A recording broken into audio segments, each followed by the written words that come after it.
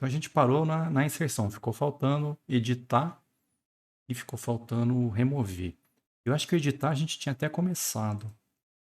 Foi, ó. Eu tinha pego a página mostrar todos e a gente começou a modificar ela. Então lá, ó, todos aqui, ó. Ao invés de simplesmente jogar as coisas lá, eu coloquei em campos, com a descrição, o fabricante já tem um select, categoria, situação e o botão. A gente não chegou a usar isso aqui.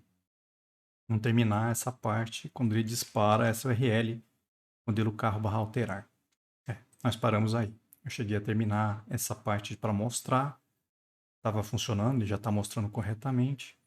Mas ainda não dá para fazer a alteração acontecer. Você até pode escrever, escolher coisas diferentes, mas o editar ainda não está pronto. Vamos colocar esse método aqui, modelo carro/alterar. E o que a gente vai fazer? Vamos lá. Vou retornar um model envio. O método eu chamei de... Vou até copiar aqui tudo. Alterar modelo carro. Ele vai receber um objeto modelo carro. Esse objeto vai vir da onde? Vai vir desse formulário aqui do todos. Esse form, ele já está pegando os dados desse objeto e colocando nos campos. E os campos, eles já têm os nomes corretos. Ó. Tá código, descrição, fabricante, categoria, situação. Então é automático. Quando eu chegar aqui no método do controlador, o Spring vai jogar para mim dentro desse objeto. Aqui, ó, eu quase mexendo no código errado. Vai entrar nesse método o modelo carro recebido. É esse aqui. Quando eu mostro ele, ele não está mostrando o fabricante. Então eu vou acrescentar uma linha para mostrar também o fabricante. Aí vou pedir para alterar esse modelo no banco. Se alterar ainda não existe. Vamos arrumar ele daqui a pouco. No final eu vou fazer um redirect para mostrar a mensagem. A mensagem é que o modelo carro foi alterado com sucesso. Volta para o modelo CRUD. Barra modelo, não, modelo carro. Volta para o CRUD. O que não existe é o alterar lá no serviço. Esse método aqui, não existe ainda um método para fazer alteração. Se não me engano, ele é igual ao método que salva, a gente só muda as mensagens. Vamos olhar o serviço do fabricante, que a gente faz a mesma coisa. Então, para alterar modelo carro, entrou em alterar, está alterando o modelo carro. E aí ele faz um save do modelo. Lembrando que esse save, na verdade, ele testa se esse objeto já existe. Ele faz um update, se ele não existe, ele faz uma inserção. É o que a gente usou a mesma coisa aqui no salvar. E aí, alterado com sucesso. Vamos ver o que vai acontecer se a gente rodar Ctrl Shift O, está com algum import sobrando aqui. Vamos testar. Já está carregado. Eu vou pegar o Uno mesmo, que a gente pode estragar ele aqui. Vamos botar aqui Uno velho editar. Parece que foi. Vamos olhar aqui no console o que aconteceu. Ó, entrou no alterar. É para alterar esse objeto. O que mais? Está alterando esse objeto. Fez lá um select para confirmar que esse modelo carro realmente já estava no banco. E aí ele fez um update, setando categoria e descrição, o código do fabricante e a situação. Aqui é o mesmo esquema. Eu só fiz uma mudança, na verdade, no nome. Na descrição do modelo. A gente não mudou o resto. Mas ele está fazendo um update de tudo. A gente pode arrumar isso também. A gente fez isso lá no fabricante. Ó. Ou não. Em alguma classe a gente tinha feito. É só a gente vir aqui na entidade e falar que vai ser um update dinâmico. Pode até colocar isso também no fabricante. Quando a gente coloca essa anotação Dynamic Update, o que acontece é que ele vai testar o que realmente mudou no objeto antes de fazer o update. E aí ele não vai fazer um set de coisas que não precisam. Por exemplo, ele podia ter pulado essas 3 partes aqui. Vamos ver se mudou. Eu vou limpar aqui. Vou mostrar todos de novo. Ó, o Uno velho está aqui. Vai ser o Uno mais velho ainda. Da categoria também. Vamos passar ele para um... Nossa, nada a ver. Vou botar a minivan aqui só para forçar. Editei. Parece que foi. Vamos ver o que ele escreveu. Ó. Ele tinha buscado os fabricantes. Fez o select do modelo. Aqui ele fez o update. Nossa, que dificuldade para achar. Fez um update, modelo carro, só setou categoria e descrição. E foram as 2 coisas que eu mudei. E eu só voltar agora aqui e mostrar todos. Tá lá, o Uno mais velho ainda virou minivan. Então, a edição direta do mostrar todos está funcionando. Qual que ainda não está pronta? Vamos ver aqui. Essa da tabela provavelmente vai dar errado. Está lá em fabricante, nada a ver. Volta para modelo. Os botões aqui a gente não arrumou. Ó. Vamos lá, não mostrar todos de novo. Eu ainda não fiz a alteração. Ele está pegando, colocando os modelos, mas olha quem que ele está disparando. Ó. Então, código, descrição, o nome do fabricante, a descrição da categoria, a situação, vai disparar modelo carro a buscar. Empurrar o código do modelo atual para lá. Vou alterar que a gente não fez ainda. Eu não posso disparar esse alterar. Porque se alterar, ele espera receber um modelo carro. Só que do jeito que está implementado no todos aqui na tabela, ele está disparando e enviando para lá, na verdade, é só o código do modelo do carro atual. A ideia era que com esse valor a gente conseguiria fazer a busca e empurrar ele para o mostrar específico, que é o que a gente tinha feito aqui no fabricante. Ó. Cadê o fabricante controle? Ó. Aqui era para eu remover, na verdade. Editar mesmo. Esse era o antigo. Tá. Tem um comentário aqui. Ó. Esse é o novo. Quando o cara pede para editar, eu disparo a busca passando esse código. Só que aqui funcionava, porque existia uma URL buscar do fabricante esperando um código. Cadê eu buscar aqui? Aqui, ó. A gente tinha esse método recebendo um código. E aí eu buscava ele, empurrava ele para uma página para ele editar só aquele fabricante. Isso a gente não fez aqui. Como eu mudei o esquema de busca, eu fiz com que fosse uma busca mais genérica, que o cara pode buscar por qualquer valor diferente. O resultado aqui pode vir mais de um. E aí quando eu faço get descrição, tá dando nulo e tá dando no pointer exception. Acho que essa é a exceção que aconteceu aqui, ó. Ele entrou no buscar. Então ele disparou o buscar. O modelo carro que ele recebeu tá nulo, ativo. E o fabricante também tá nulo. Aqui eu testei se era nulo primeiro. A descrição foi o único que eu não testei, ó. Então, acho que se eu fizer isso aqui, ó. E o fabricante não, se a descrição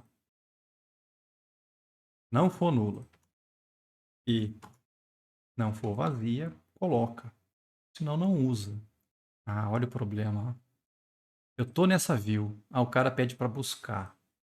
Isso aqui dispara modelos buscar. E aí não tem os fabricantes aqui dentro. Eu tenho que ter os fabricantes para poder jogar eles ali dentro. Mandar também.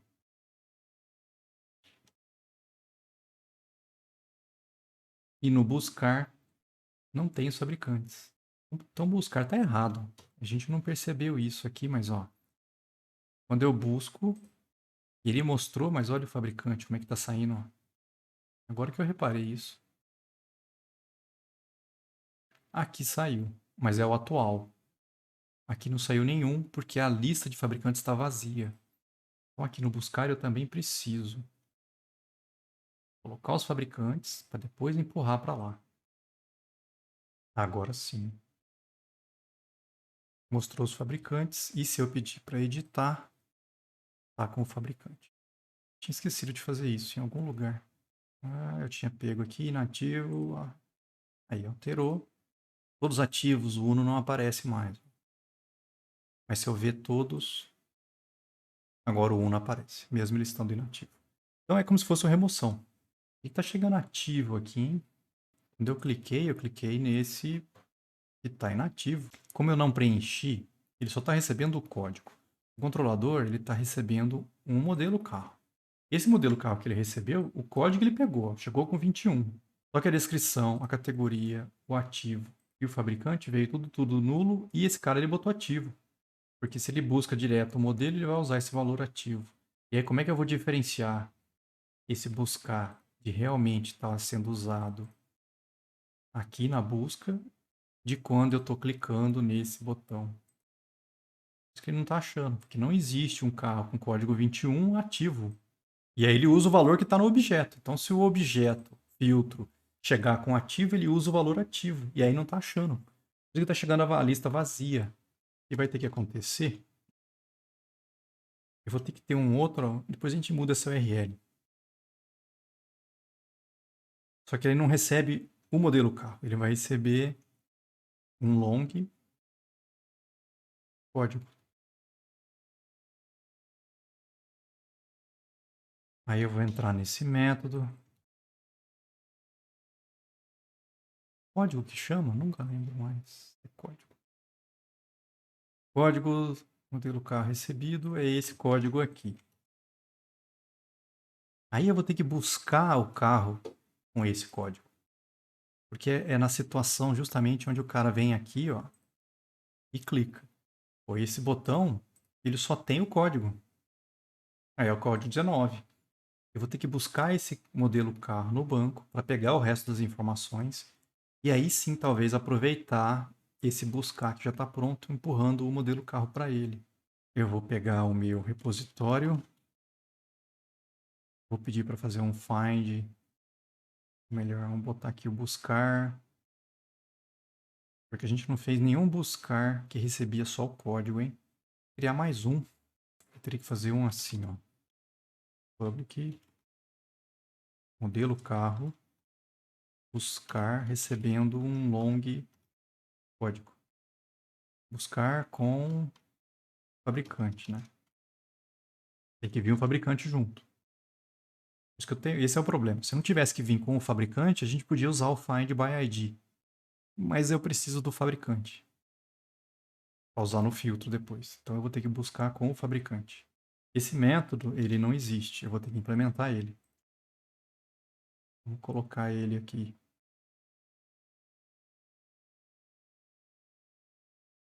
Aqui a gente pode usar JPQL. A gente pode pegar essa. Vamos lá, seleciona o modelo de carro, for o modelo carro MC, faz o inner join com o fabricante, where mc.código é igual ao parâmetro código. Cria a classe, cria a type de carry, vai na carry, tem que setar um parâmetro. Parâmetro chama código com o valor que eu recebi ali, código. E aí não é get result list, é get single result. Só tem um carro com esse código, um modelo carro.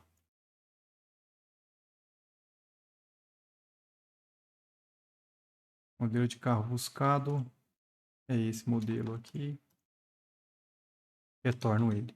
Agora que esse método existe, eu posso vir aqui e falar para ele, olha, busca para mim. Busca com o fabricante passando o código. Isso vai me devolver um modelo carro. E aí, eu vou empurrar ele para essa view aqui. Vou redirecionar ele para cá. Vou redirecionar ele para modelo carro barra todos. Ou seja, eu quero que ele abra essa URL aqui, só que os carros que ele vai pegar em modelos vai ser outro. Aí eu não posso colocar modelo, vou ter que botar modelos. E aí aqui List.of. Vamos ver se vai dar certo. Se der certo, eu paro e eu tento explicar a minha falta de raciocínio aqui. Eu estou redirecionando ele.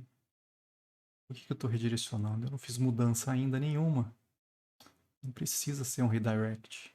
Podia fazer direto para view, modelo carro barra todos. Põe uma lista só com um modelo lá dentro. E aí eu encaminho para essa view. Não precisa de atributos. Só que nessa view, lembra que eu preciso dos modelos dos fabricantes também. Então eu vou ter que colocar mais coisa aqui. Antes de sair empurrando ela. E aí esse alterar 2 ele vai ser disparado aqui. Na tabela alterar 2. Vamos ver se vai dar certo. Se der, eu paro e explico. Então, estou lá na página, o cara pediu para ver todo mundo. Ah, legal, quero editar o Uno mais velho ainda. Abriu. Tem todo mundo aqui, o Fiat está ali. Beleza. Deu certo. Se eu fizer a mudança, ó, virou ativo e voltou a ser um hatch compacto. Compacto ativo. Deu certo. Então, a ideia aqui é o seguinte, ó. São duas situações diferentes. Aqui o cara já faz as mudanças que ele quer e pede para editar.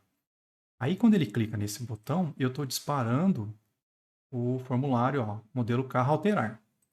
Ele cai aqui nesse método. Aí eu já pego o modelo de carro do formulário. Ele já vem preenchido aqui em cima. Ó. Os campos já foram escolhidos por ele nessa view aqui. Aí eu só pego esse objeto e mando alterar. E aí mando mostrar que deu certo. É uma coisa. A outra é o cara vir aqui e clicar para editar esse objeto modelo carro. Porque nesse editar, na verdade, o formulário só tem o código do cara. O código 21. Eu até tentei passar esse valor 21 do código para o mesmo método do buscar. E aí o Spring colocou esse código dentro de um objeto, só que aí está dando erro lá no filtro. Porque esse objeto está chegando com ativo. E nem sempre ele vai ser ativo, né? Então não posso fazer usando esse esquema aqui. Ah, o que eu fiz? Eu mudei isso. Eu fiz com que ele chamasse uma outra URL, que eu chamei aqui de alterar 2. Esse nome é infeliz, mas tudo bem. Então, na verdade, eu disparo esse método aqui. Aí eu pego o código que está escondido aqui, ó, que é o 21. Fui no banco e busquei o modelo de carro com o código 21. Aí a minha primeira ideia era, agora que eu tenho esse objeto, empurra para o buscar. Não, mas aí o buscar ia pegar o objeto e ia buscar de novo. Não faz sentido. Se esse buscar ele já mostra lá na página modelo carro barra todos, eu já vou empurrar para lá direto, então, é o que eu fiz aqui. Eu vou mandar ele para modelo carro barra todos. Por que eu mandei o URL? Vai direto para view. Já botei os fabricantes e empurrei tudo isso para essa view aqui. Aí na view, ele já pega as informações. Esses modelos, na verdade, só vai ter um objeto aqui dentro, que é o que ele está mostrando. Ver se deu certo, se eu não estraguei nada. Olha lá. É o todos, só que só está mostrando um. E aí o cara consegue fazer as mudanças. E aí, de novo, se ele clica aqui, chama o alterar. Aqui. Ele dispara o alterar normal e aí o alterar funciona. Então deu certo a alteração agora. Ele tem a parte de JPA tentando acessar o banco aluguel carros. Na verdade, ele não usa banco para nada, tá? Eu só deixei aluguel carros aqui para não dar erro. E não ter que tirar tudo de JPA desse projeto. Então, se você não tiver o aluguel carros, põe qualquer banco aí, só para ele rodar. A ideia aqui, eu falei para vocês em alguma das práticas, que dá para a gente colocar, CSS e JavaScript no projeto. Então, nesse projeto, eu fiz exatamente foi isso. Eu criei um projeto aqui. A página principal tem 4 links, que é esses 4 links aqui, para abrir 4 páginas diferentes. A primeira página é só para mostrar que eu consigo, por exemplo, colocar o Bootstrap no projeto via CDN. A CDN seria o Content Delivery Network. Então, a página 1, vamos abrir aqui, é justamente mostrando isso. Olha. É uma página, é uma view, né, no caso é um template do Timeleaf, está dentro de templates. E aí aqui dentro, como é que eu coloco, por exemplo, o Bootstrap? Ó, eu coloquei via CDN. Então, o href do Bootstrap está buscando isso lá na internet, nesse endereço, tá? Tá dentro da minha página. E se eu tivesse um CSS específico meu, nesse, por exemplo, aqui eu também tenho um CSS específico meu. Tá dentro aqui de static, CSS, página 1 CSS. Impressionante esse CSS, ó. Tem lá uma classe invisível, display nome. E aí eu coloquei esse meu CSS da página 1 dentro da página 1 aqui. Aqui eu coloquei duas coisas, ó. Tem um href estático e tem um th-href. O th-href é quando o Timeleaf estiver processando a página. Então eu uso uma expressão de link para buscar dentro lá de templates ou de static, né? Barra CSS barra página 1. E aí o Timeleaf sabe achar dentro de static CSS página 1. Esse href fixo aqui é, por exemplo, se eu abrir essa página 1 num editor, num Brackets ou num Visual Studio Code, por exemplo, ou se eu arrastar direto para o navegador, eu quero que o CSS também esteja funcionando. Então eu botei ele estático. O que é ponto ponto barra estático? Tem que imaginar assim, ó. Eu estou na página 1. Ponto ponto ele vai para o diretório anterior.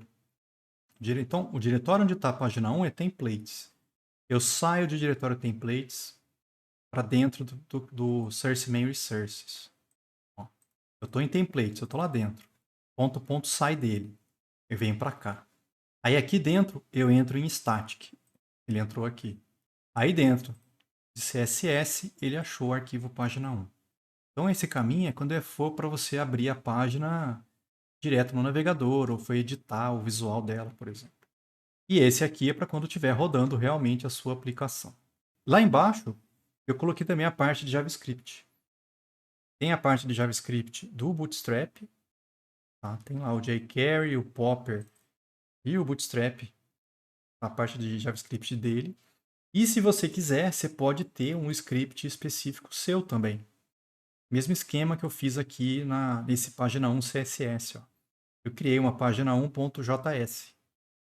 De novo, ó, lá dentro de static, agora dentro de JS, página 1 JS. Olha lá, ó, vai para o static, JS, página 1. E um thsource aqui, também usando uma expressão de link, para pegar lá dentro de JS, página 1. E aí ele vai achar esse JavaScript aqui. O que tem nessa página aqui? Eu peguei lá do Bootstrap, porque os nossos projetos até agora não tá do jeito que normalmente a gente faria. Esse esquema de efetuado com sucesso. Ninguém faz isso desse jeito. Por exemplo, quando o cara vem aqui e pede para inserir um novo fabricante, sei lá. Fabricante cadastrado com sucesso. Ninguém faz isso desse jeito. Eu comecei fazendo assim porque eu queria que vocês entendessem sempre a sequência. O pedido vai no controlador, o controlador faz alguma coisa, empurra para uma view. Funciona, mas normalmente não é assim que a gente vê no mundo real. Então aqui, nesse projeto novo, volta nele aqui. Eu estou usando os alertas, no caso aqui do próprio Bootstrap. Então, ó, nessa página 1, vamos abrir ela aqui. É essa página aqui. Vocês observam que já está usando o Bootstrap. Então, aquele CSS que eu coloquei aqui em cima funcionou. Tá, tá aplicando. E mais? Aí tem 3 seções aqui dentro. Seria essa seção, essas 3 seções aqui. Na primeira, é um alerta sem botão para fechar. Na verdade, o que eu queria fazer eu coloquei um link que mostra e esconde o alerta. Ó. A ideia é que quando o cara clica, eu mostro o alerta, quando eu clico, ele some o alerta. E aí era só para a gente ver que Ao invés de mostrar aquela página, fabricante inserido com sucesso. Eu podia abrir um trequinho desse aqui e falar pro cara, fabricante inserido com sucesso. Na própria página do cadastro. Sem ter que fazer isso uma nova página. Como é que eu fiz isso aqui? Tem o link, eu dei um ID para ele, link 1. Aqui eu já dei essa mensagem de sucesso, ela já está colocada na página, já é uma div aqui. Só que já coloquei as coisas do Bootstrap e eu apliquei a minha classe invisível. A minha classe invisível tira o bagulho da página. Então essa div que está aqui, na verdade, ela começa invisível, ela não começa aparecendo. Por isso que ela não está aqui. E aí quando eu clico, o que eu faço? Bom, aí eu usei o JavaScript para fazer alguma coisa. Aí a gente tem que ir lá na página 1.js para ver. Ó. Eu peguei o link 1, eu fui lá no documento e busquei ele pelo ID. Eu estou pegando esse href aqui. E aí eu botei um evento de clique nele para rodar essa função 1. O que a função 1 faz? Primeiro, ele evita que o link leve alguma coisa, na verdade. Não quero que ele leve a lugar nenhum, eu só quero para ele fazer esse toggle acontecer aqui. Eu vou lá no alerta 1, o alerta 1 é essa div. Eu dei um ID para ele aqui de alerta 1. Eu busquei ele também. Eu pego a lista de classes que tem lá dentro e eu dou um toggle na classe invisível. Então, como ele começa em invisível, quando eu clico a primeira vez, ele tira o invisível. Ele tira o invisível e ele aparece. Quando eu clico, ele faz o toggle, volta o invisível e ele desaparece. A segunda parte aqui é a mesma alerta, mas já com um botão para fechar. Então já tem aqui um xizinho que eu posso vir aqui e tiro ele da página. Só que isso acarreta uma série de problemas para a gente. Nessa primeiro teste aqui, eu podia deixar a div fixa lá dentro e só controlar com visível e invisível. Só que se você faz um alerta do Bootstrap com aquele botão para fechar, quando o cara clica, ele some do DOM. É como se essa div desaparecesse. Então, quando o cara fecha a primeira vez, ela some.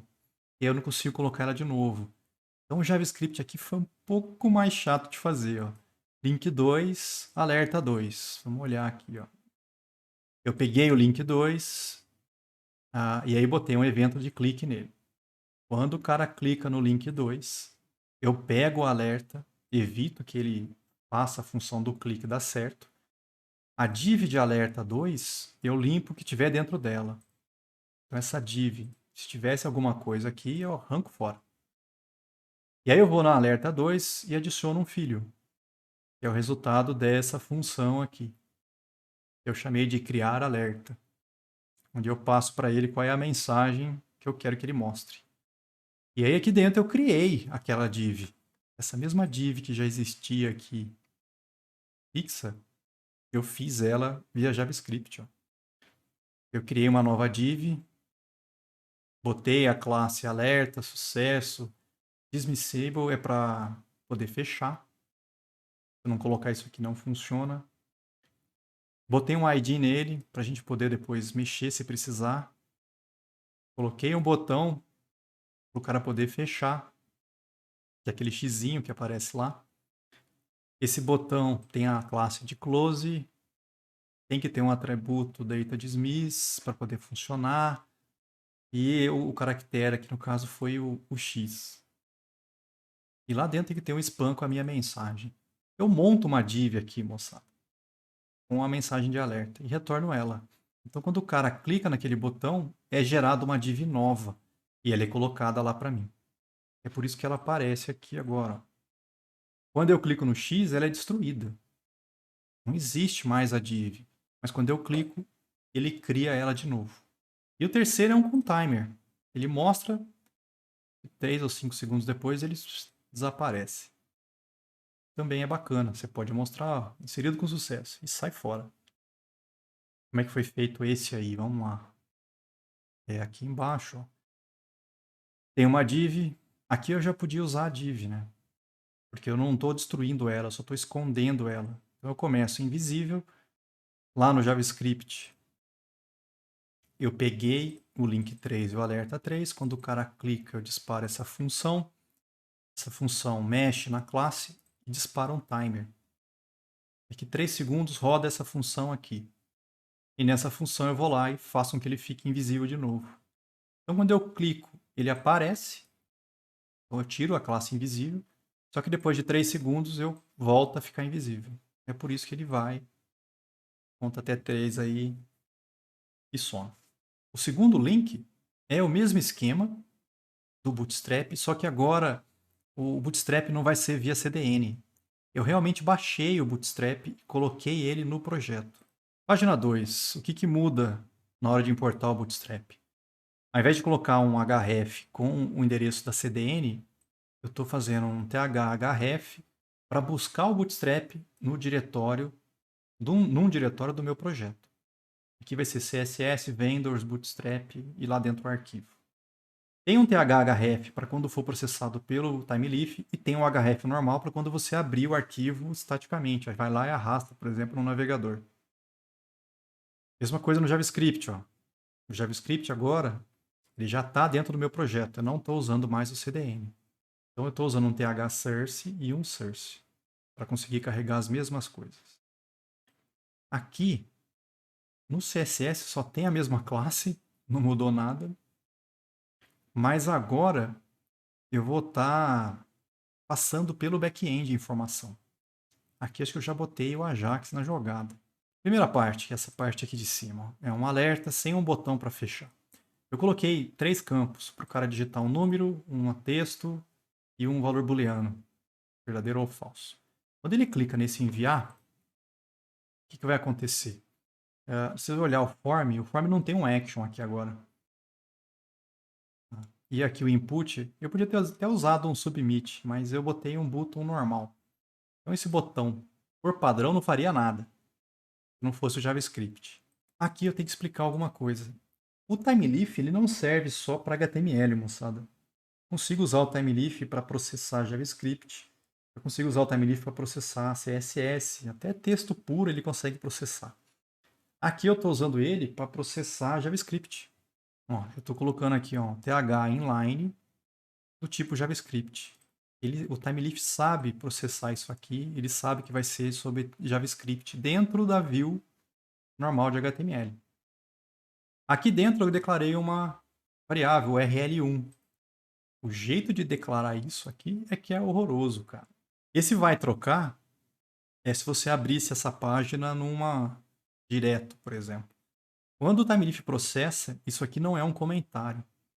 Isso aqui, com barra asterisco, colchetes, colchetes, ele sabe que é para pegar e montar um link aqui, ó. É uma expressão de link do Timeleaf para essa URL. Por que eu fiz dessa forma? Porque eu não botei uma URL fixa. Porque se o caminho de contexto muda, o meu programa para de funcionar, não faz sentido. Então eu estou usando o Timeleaf para gerar o URL do link. Ou aqui dentro de um script. Vamos lá. O formulário chama form1 e o botão é o botão 1. Tá o script nele, ó. Eu peguei o botão, eu peguei o link. Esse link é o link para esconder depois. Esse link ele não começa aparecendo, quer ver? Tá aqui, ó. É esse link aqui, ó. Logo abaixo do formulário, antes da linha fechar, antes dessa linha aqui, tem um link que começa escondido.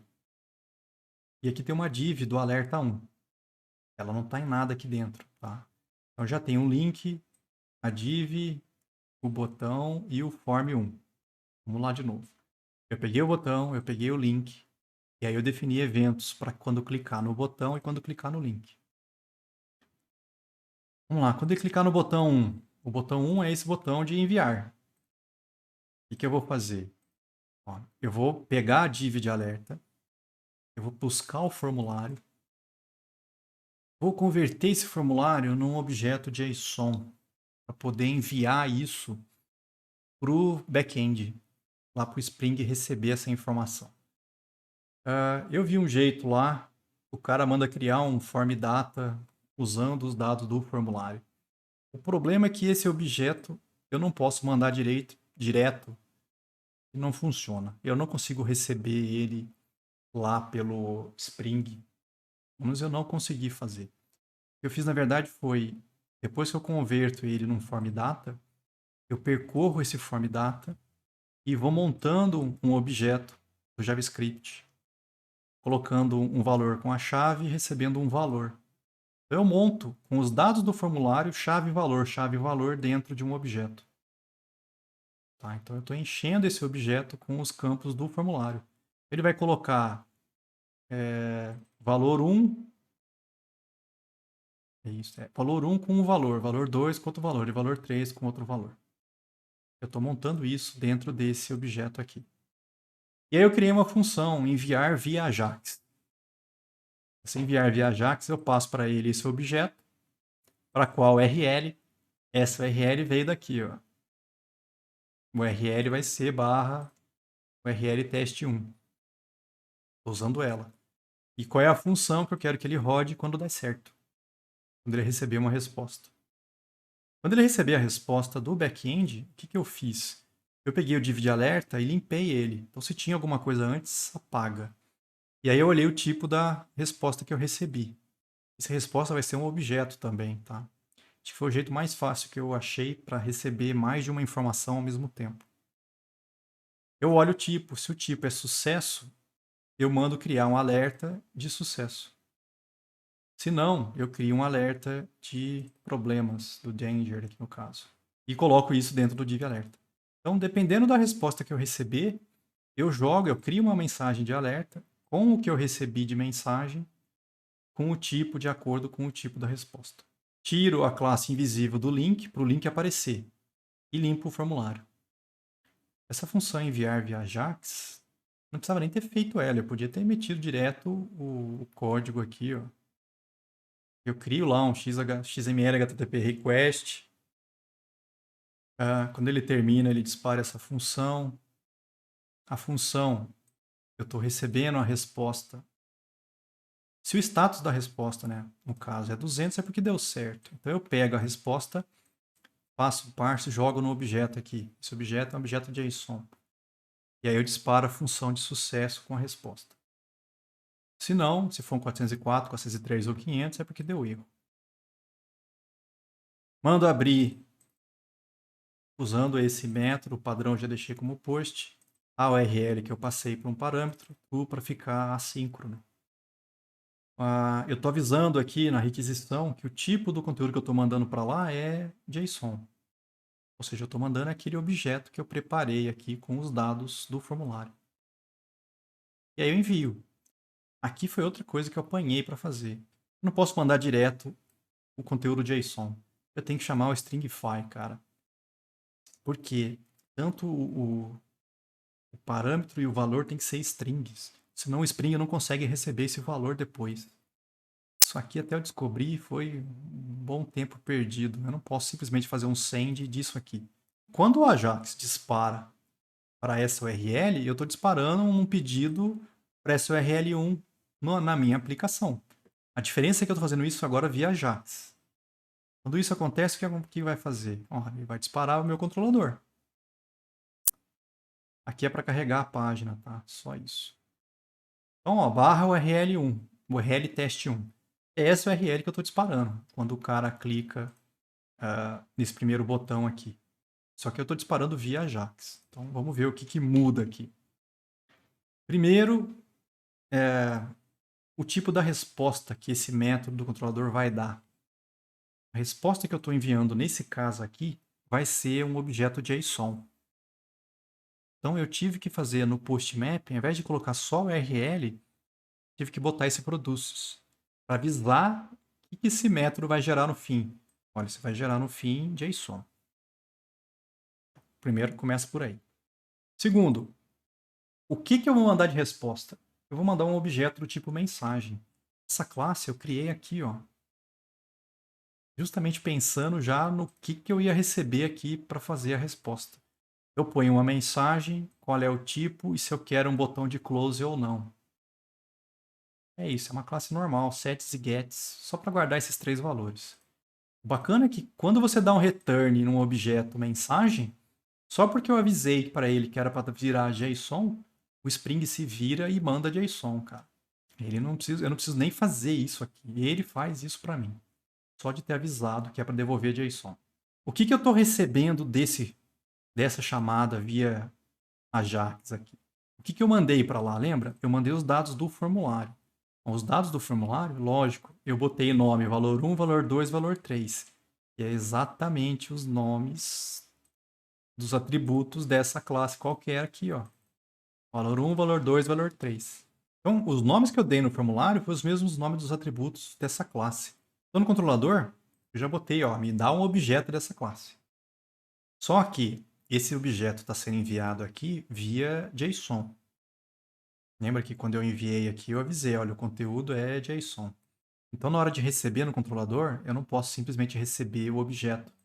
Eu tenho que avisar, ó, a request body. Eu tenho que colocar essa anotação aqui. É para indicar que o parâmetro do método está ligado ao corpo da requisição web. O que eu tenho na requisição web? A requisição web é uma chamada via Ajax mandando um objeto JSON. Então eu estou avisando para ele, pega o que veio lá na requisição e joga para dentro desse objeto. Mesma coisa. Aqui eu estou enviando JSON. O controlador consegue pegar o JSON, converter e jogar num objeto da classe qualquer. Então aqui para o controlador é indiferente. Outra coisa que eu esqueci de falar da mensagem, né? Eu tenho que colocar essa anotação response body. Aqui mesmo esquema, é para indicar que o método retorna um valor e já está ligado no corpo da resposta web.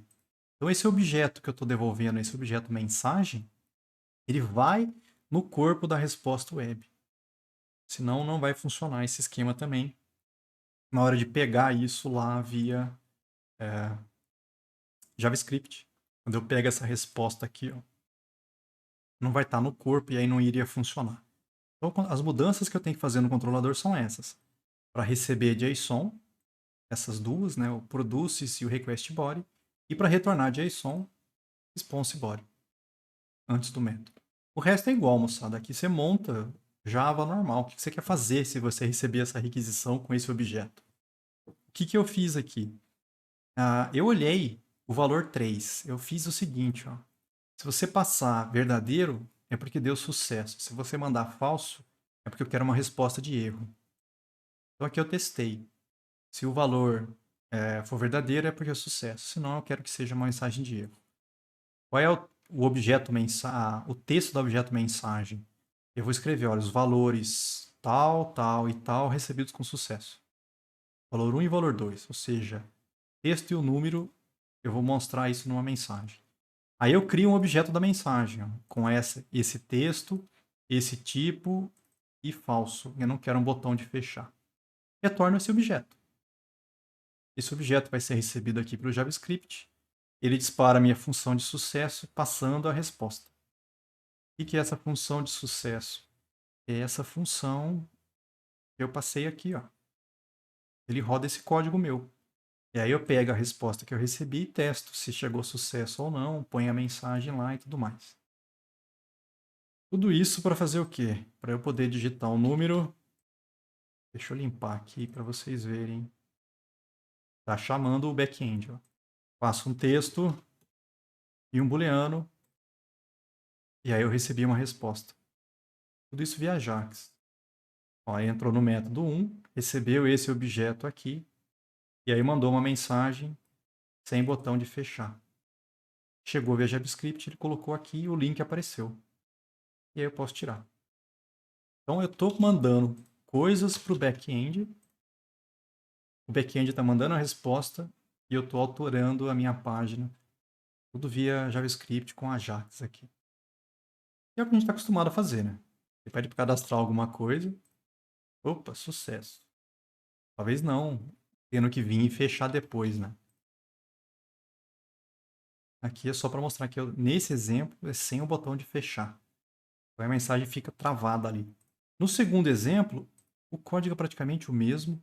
Então ó, é um outro trecho aqui, ó. Mesmo formulário, vai ter um outro botão para disparar uma outra URL. Lá no JavaScript, eu peguei o botão,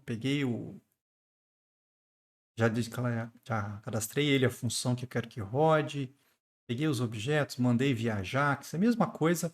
A diferença é que essa resposta que eu estou criando vai ter um botão Aqui eu ponho verdadeiro na hora que eu crio a mensagem. E eu percebi o seguinte, esse trabalho todo que eu estou fazendo para criar essas mensagens na mão, alguém já fez isso, não é possível. E aí eu fui lá e achei um, pronto. Um não, eu achei uns 5, 6 diferentes. Eu escolhi o Alertify. É um framework de JavaScript para fazer mensagens de diálogo e notificação. Tá pronto. E aí você tem coisas feitas, ó, para mostrar a caixa de diálogo, confirmação, notificações, ó, para avisar que deu sucesso, erro. Tem várias coisas prontas aqui. E aí eu escolhi esse cara. E aí eu fui olhar como é que ele era usado, e eu percebi que o funcionamento dele era diferente daquilo que eu estava tentando, ó. Eu tinha bolado um esquema que vinha a mensagem, o tipo, e se eu queria ou não o botão de close. No Alertify, ele usa um esquema diferente. Ele tem a mensagem, ele tem o tipo, e ele tem um intervalo de tempo que você quer que ele fique aberto aqui. Se vocês perceberam, as mensagens somem depois de um tempo, ó. Dá um tempo, ela... Só porque eu falei, agora ela não some. Aí, sumiu. Mas ela some por tempo e se você clicar também. Então, internamente, o que ele faz é, se você tiver um intervalo definido, depois do intervalo de tempo ele some. Se você colocar um intervalo zero, aí ele não fecha. Você tem que ir lá e clicar. Então, é diferente do que eu tinha pensado aqui. Então, eu fiz uma outra classe para mandar uma resposta específica já pensando no Alertify, que eu vou usar daqui a pouco. Vai vir a mensagem, o tipo e o intervalo de tempo. Então, aqui no controlador, quando eu recebo para SURL, mesma coisa, eu recebo o objeto JSON, vai vir no corpo, vai ser um objeto da classe qualquer. Só que aqui eu monto a mensagem de resposta e eu já crio um objeto notificação alertify, eu retorno um objeto notificação alertify também lá no response body. Isso vai chegar via JavaScript para cá e aí eu monto a minha resposta. Vamos ver, rodar. Ainda não estou usando o alertify, tá? Aqui é o intervalo de tempo? Não, aqui acho que não tem. É só para ter um botão de close. Bom, eu posso passar um número, um texto, envio. Tá lá. Só que chegou com um botão. Eu posso fechar. Aqui eu posso botar um número, um texto. Eu uso o valor 2 para definir o tipo da resposta. Engraçado, eu lembro de ter escrito alguma coisa na frente para o cara saber o que mandar de resposta. Mais ou menos assim, ó. Sucesso. Eu ponho o número, aí eu falo o tipo. Se for de erro, se bem que o erro, qualquer coisa diferente de sucesso vai ser encarado como erro. Mas quando eu mando sucesso, vem com um resultado verde. Se eu mandar qualquer coisa diferente, aí ele vem como erro. Mas os valores estão chegando lá, ó. O 56, o texto e o verdadeiro chegaram. Chegou lá no back-end e voltou essa resposta para mim. Só faltou ter avisado aqui, né? Deixa eu até escrever isso aqui na página 2. Aí, que aí a pessoa sabe que se mandar sucesso vai vir uma resposta que deu ok. O número, ó, 23 e verdadeiro. 23 sucesso e true. Chegou lá e voltou a minha mensagem. Com o botão fechar. E no de baixo é o mesmo esquema, só que agora com o timer. Mesmo formulário, o cara clica no botão, dispara uma URL, essa URL chega aqui, o objeto JSON no corpo é jogado aqui para você, retorna uma notificação também via JSON. Aqui sempre vai ser de sucesso, eu deixei fixo, com um intervalo de 5. Então, eu posso botar um número, um texto, um booleano, envio. Por que eu falei que vinha sucesso e chegou? Não é success, né? Provavelmente tá errado isso aqui. É sucesso. Eu nem vi.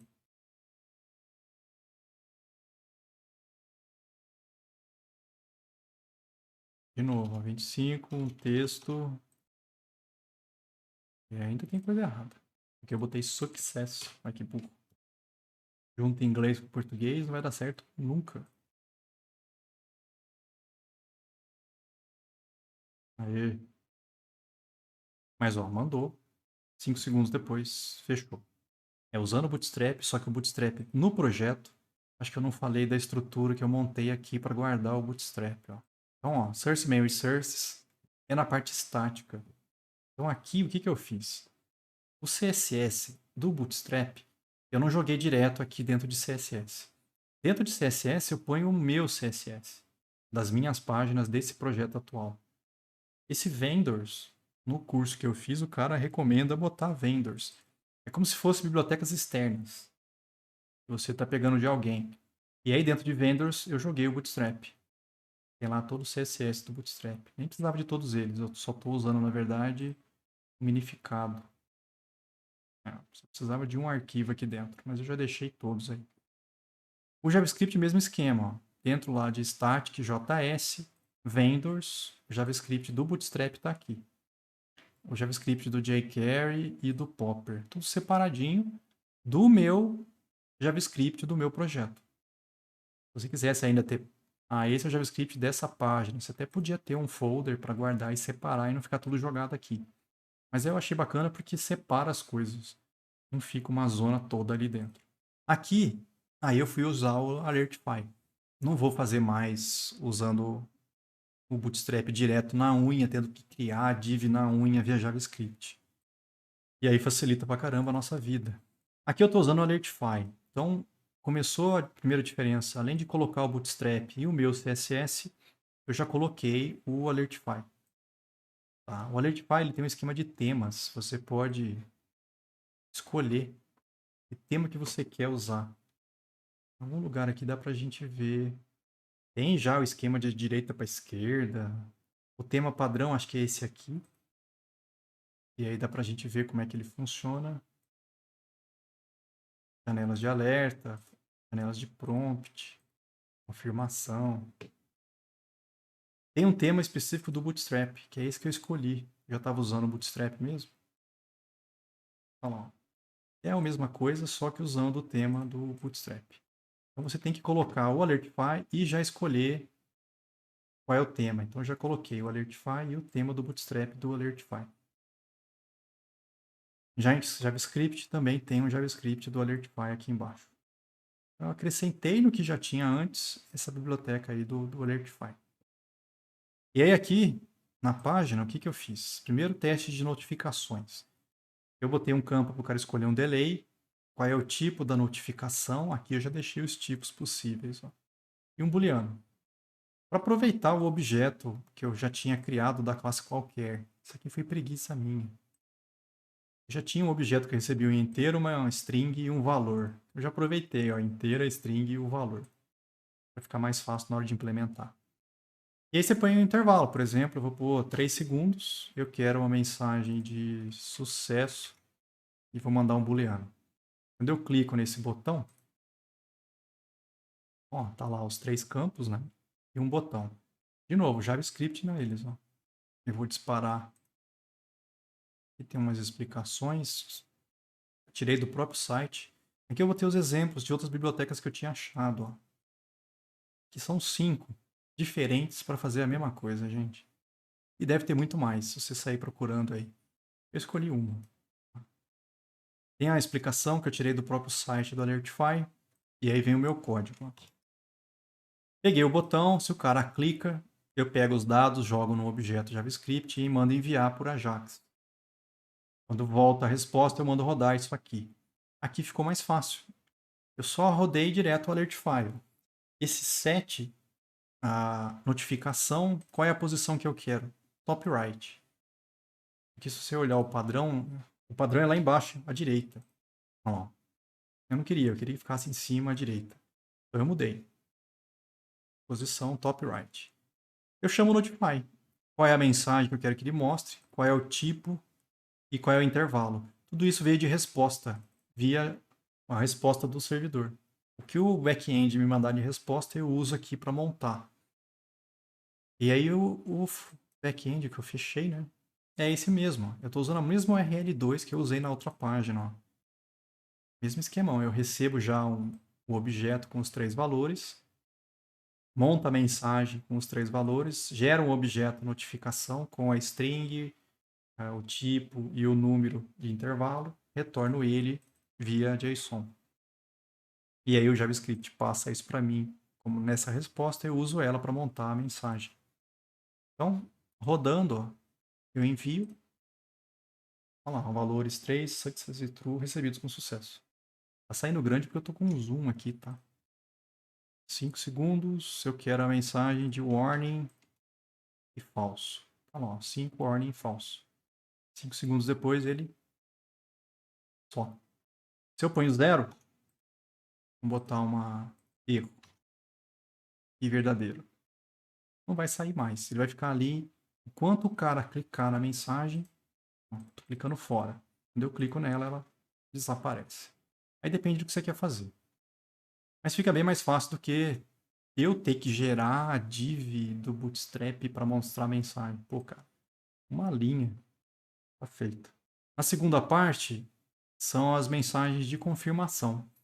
Mesma coisa, quando a gente fez lá remoção, eu falava para vocês, não, a gente busca o cara, abre numa página de confirmação, aí se o cara falar sim, a gente vai lá e remove.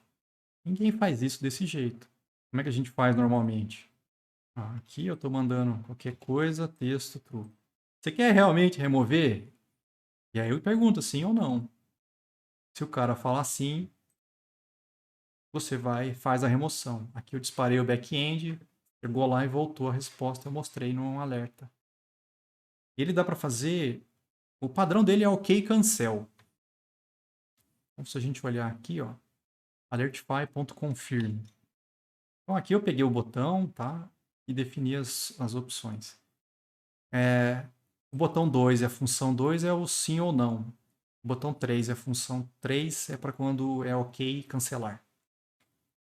Aqui então, ó, se eu tivesse chamado só até aqui, ó, alertify.confirm, ele ia colocar OK cancel como padrão. Mas eu consigo mudar isso, é só chamar um set e passar para ele os labels. O que você quer que apareça no lugar de OK e no lugar de cancel? Eu quero que apareça assim, não. É isso que ele usou aqui. Nesse aqui, né? Olha lá, sim e não. E se eu falo não, ele não faz nada. Ó. O usuário não aceitou. Eu não disparei. Tá? Se a gente olhar lá no código, cancelou. Cancelou, ele só põe a mensagem. Ó. O usuário não fez nada. Agora, se ele fala sim, eu rodo essa função aceitou. Aí nessa função eu pego os dados do formulário, jogo no objeto e mando via Ajax para o back-end. O back-end manda a resposta e aí eu mostro ali na tela. Então só está indo, na verdade, para o back-end e voltando quando o cara responde sim. Ó, isso aqui veio do back-end. Mas se eu ponho qualquer coisa aqui e falo não, não está indo para o back-end. A gente pode usar isso na hora de confirmar as coisas com o usuário. E de vez em quando é interessante não ter que abrir uma página ou colocar um campo só para o cara digitar um único valor. Pô, ninguém merece. Então aqui eu fiz um exemplo. Ó.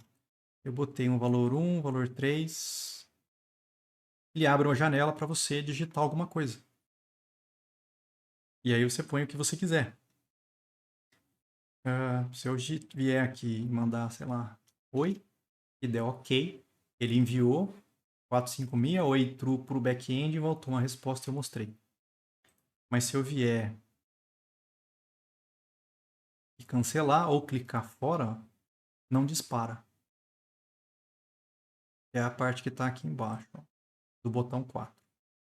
Então, quando o cara clica no botão, eu abro um prompt. Aqui é o título, a mensagem que vai estar lá dentro. Se você quiser um valor inicial, que função você quer rodar? Se o cara falar ok, que função você quer rodar se ele falar não? Ou cancelar ou clicar fora. E aí, mesma coisa, eu mudei os labels para aparecer ok e cancelar. Se ele aceitar, dispara essa função, eu pego os dados do formulário e mando via Ajax. Mesma função do enviar via Ajax que eu tinha feito. Tá aqui em algum canto. Tá aqui embaixo. E aí a última parte é para quando eu mostro o back-end retornando fragmento. Porque imagina o Ajax funcionando do jeito que está aqui. Eu estou disparando o meu controlador e ele estou mandando um objeto de resposta. Mas é só uma resposta. Sim, não, deu certo, não deu. E se eu quisesse, por exemplo, Quando o cara clica nesse botão 1, me traz uma tabela via Ajax. Se ele clicar nesse botão 2, me traz outra tabela, só que via Ajax. Então, sem ter recarregado essa página inteira, mudar essas tabelas aqui. A tabela vai ser gerada pelo back-end. Só que agora não é mais um objeto na resposta, né? Tem que ser um trecho de uma página HTML. Então, o HTML, ó, os dois botões lá em cima.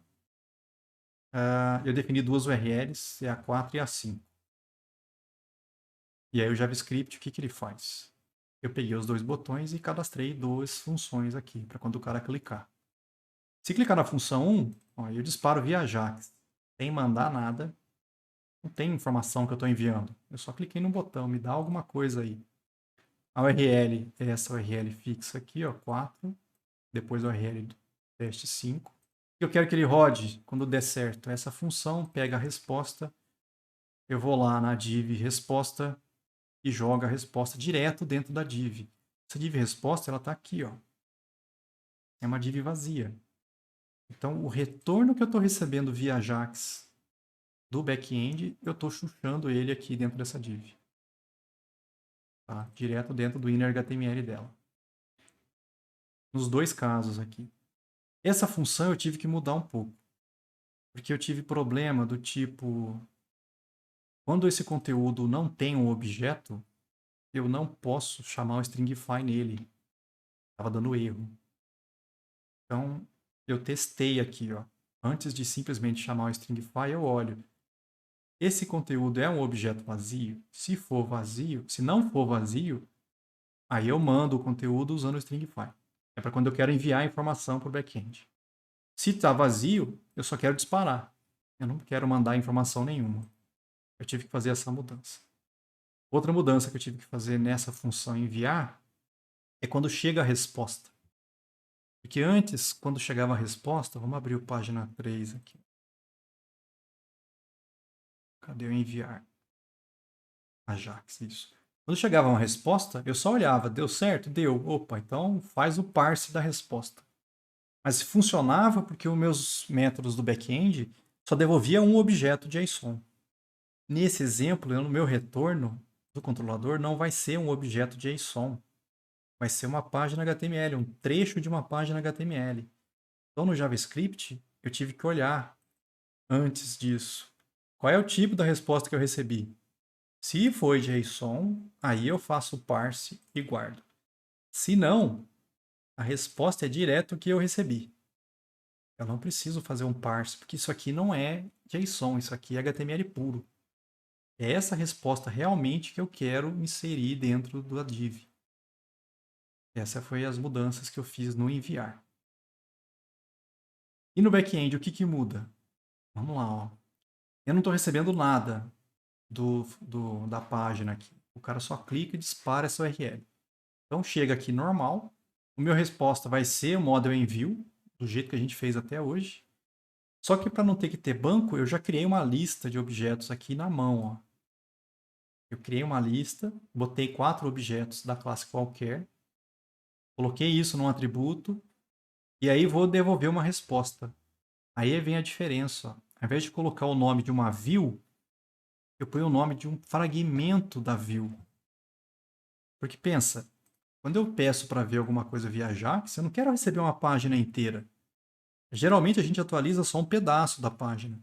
Nesse exemplo, eu atualizo a tabela. Então, como é que eu faço para devolver só a tabela? Eu não mando a view inteira, eu mando um fragmento dela. Então, eu estou indo nessa view fragmentos, e pegando só o fragmento tabela. Se a gente olhar ele aqui, ó, lá dentro de templates, fragments, ó, nesse diretório, esse arquivo dessa view, fragmentos. Qual fragmento? O fragmento tabela. E é justamente a table. Então eu estou forçando que o controlador só retorne a tabela. Eu estou falando para ele devolve só esse fragmento.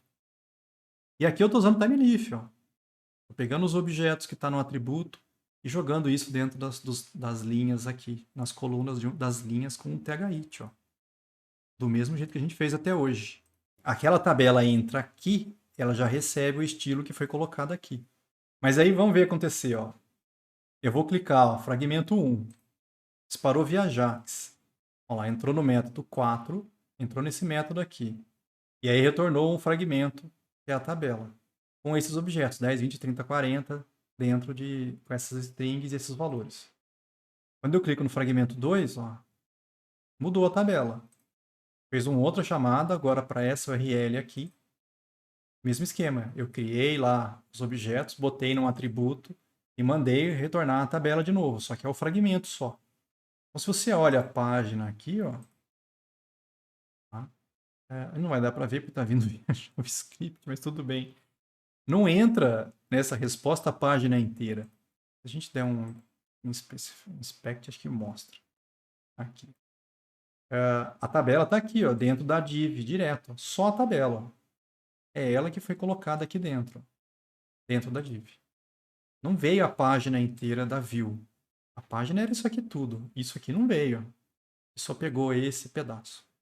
Então eu coloquei isso nesse material porque para vocês verem que eu consigo fazer com que o método controlador retorne só um fragmento.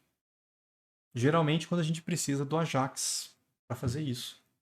Retorna só um fragmento, porque esse fragmento você muda ele na página.